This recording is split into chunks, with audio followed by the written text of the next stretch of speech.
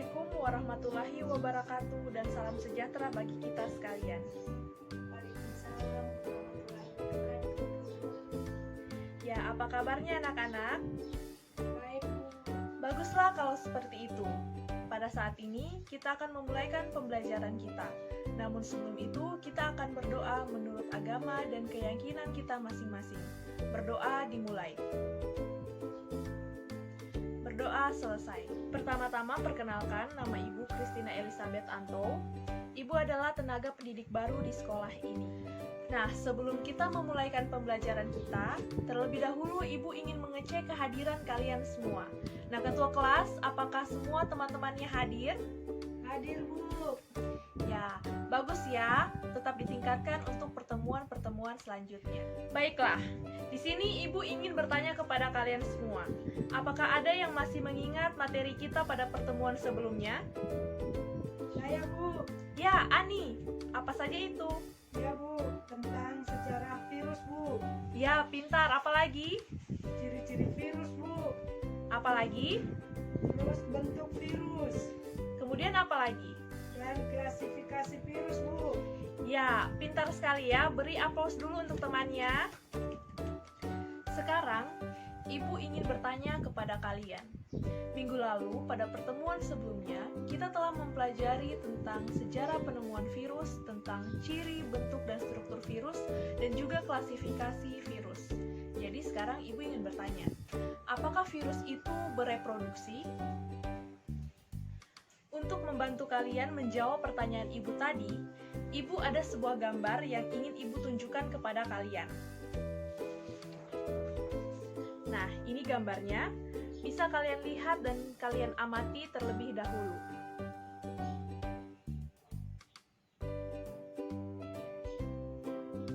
Ya, baik. Sudah. Adakah di antara kalian yang ingin bertanya mengenai gambar yang telah Ibu tunjukkan kepada kalian? Ya, belum ada yang ingin bertanya ya. Mungkin kalian masih bingung dengan gambar yang Ibu tunjukkan tadi. Untuk itu, pada pertemuan kali ini, kita akan membahas tentang reproduksi virus berdasarkan gambar yang telah Ibu tunjukkan tadi kepada kalian. Ya, sebelum Ibu menjelaskan materi kita pada hari ini, Ibu akan menyampaikan tujuan pembelajaran kita, yaitu tujuan pembelajaran kita, siswa dapat menjelaskan replikasi virus setelah mengamati gambar. Baiklah, pada saat ini Ibu akan menjelaskan kepada kalian materi tentang virus, terkhususnya reproduksi virus. Untuk itu, Ibu berharap kepada kalian untuk dapat mengamati PowerPoint yang telah Ibu sajikan di hadapan kalian. Cara hidup virus. Virus hanya dapat hidup di dalam sel hidup organisme tertentu yang cocok dengannya, yang disebut sebagai parasit intraseluler obligat. Bila sel hidup yang ditumpanginya mati, maka virus pun akan mati. Adapun sel hidup yang ditumpanginya disebut sebagai sel inang. Sel inang terdiri atas dua, yaitu uniseluler dan multiseluler. Terdapat kisaran inang yang terbagi atas tiga. Yang pertama, kisaran inang luar, contohnya aves, babi, dan manusia. Yang kedua, kisaran inang sempit, contohnya bakteriofag. Dan yang ketiga, sel eukariot, contohnya HIV.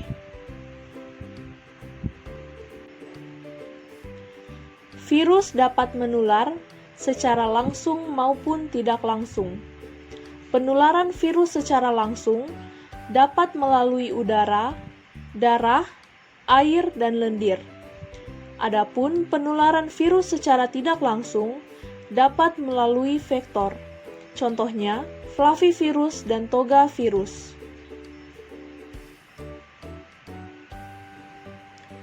Reproduksi virus.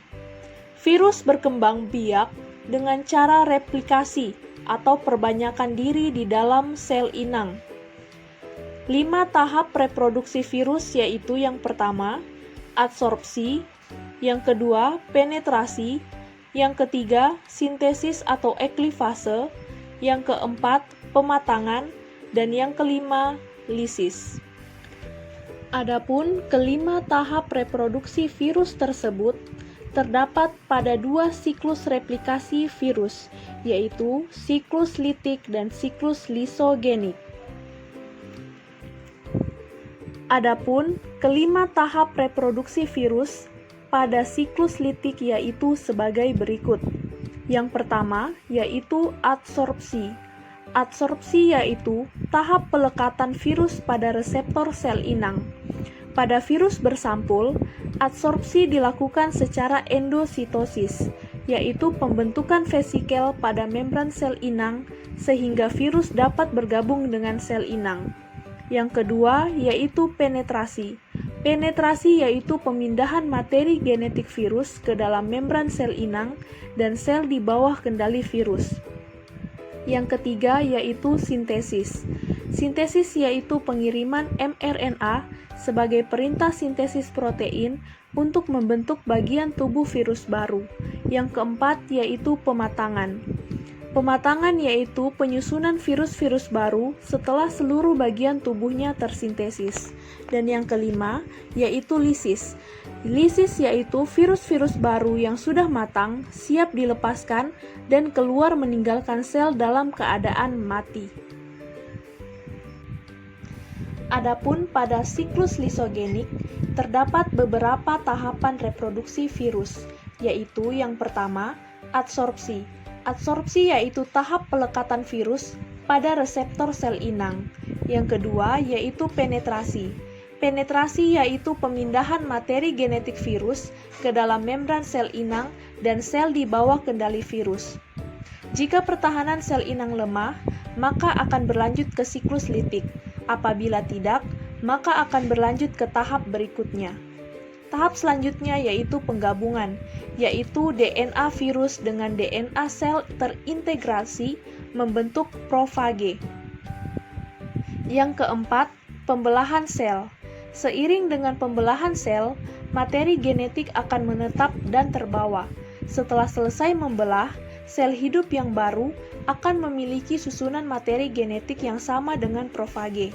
Sewaktu-waktu, apabila pertahanan sel inang lemah dan kekurangan air, maka akan berlanjut ke siklus litik.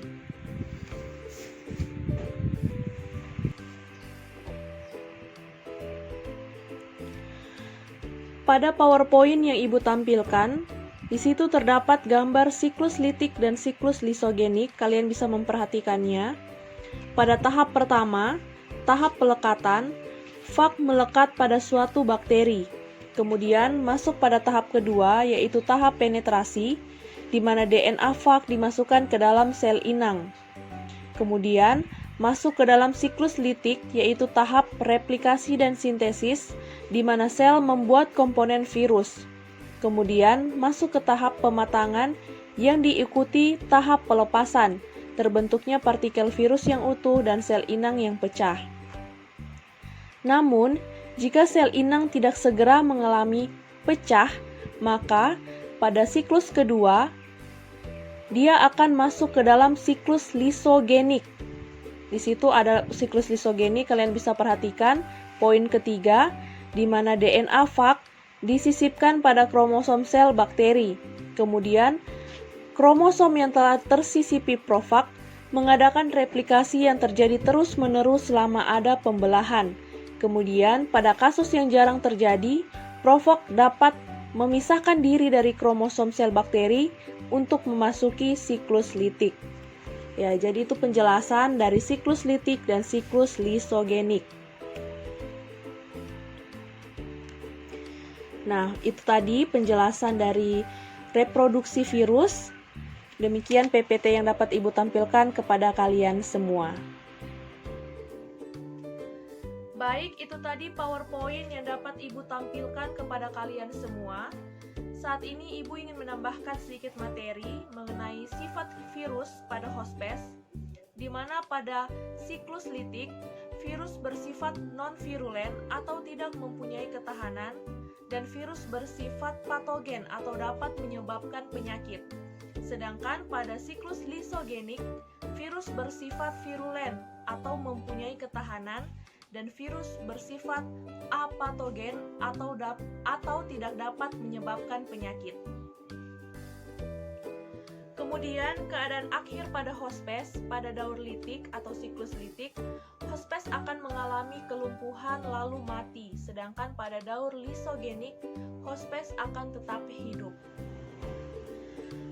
Pada siklus litik, materi genetik hospes akan digunakan oleh virus, sedangkan pada siklus lisogenik, materi genetik hospes akan terintegrasi dengan materi genetik virus yang akan membentuk profage.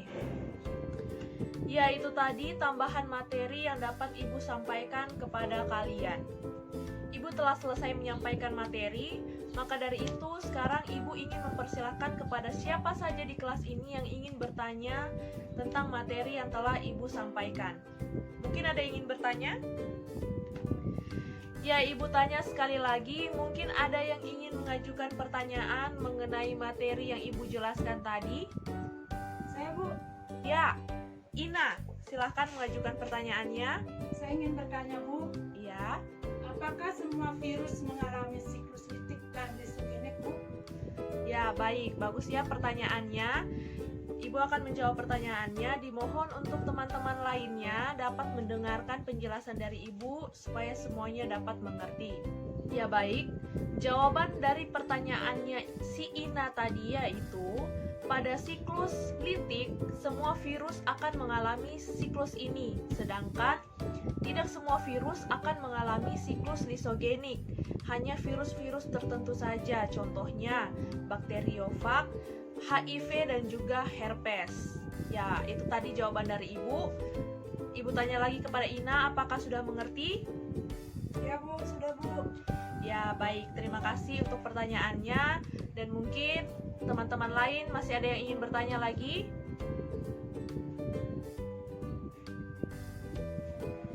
Ya, tidak ada. Untuk itu, Ibu harap kalian bisa mengerti dengan apa yang Ibu telah sampaikan pada pertemuan kali ini. Ya, demikian pertemuan kita pada hari ini. Dapat disimpulkan bahwa virus mengalami reproduksi dengan cara replikasi atau memperbanyak diri pada sel inang atau hospes, di mana replikasi ini terdiri atas dua, yaitu siklus litik dan siklus lisogenik. Adapun semua virus mengalami siklus litik, namun tidak semua virus mengalami siklus lisogenik. Virus-virus yang mengalami siklus lisogenik hanya beberapa saja, dan diantaranya contohnya yaitu bakteriofag, HIV, dan herpes. Ya, untuk menutup kelas kita pada saat ini, Ibu menugaskan kepada kalian semua untuk mengerjakan soal-soal yang terdapat pada lembar kerja peserta didik. Ibu harap kalian mengerjakannya dengan baik dan jujur, tidak ada yang menyontek, dan Ibu akan mengumpulkan tugas kalian pada pertemuan selanjutnya. Ibu harap kalian tetap mempertahankan kehadiran kalian pada pertemuan selanjutnya, dan jangan lupa untuk mengerjakan tugas yang telah Ibu berikan. Untuk itu, Ibu ucapkan juga terima kasih karena kalian telah mengikuti kelas Ibu dengan baik, dan juga maaf bila ada salah-salah kata. Wassalamualaikum warahmatullahi wabarakatuh. Waalaikumsalam warahmatullahi wabarakatuh, Bu. Terima kasih, Bu. Ya, terima kasih.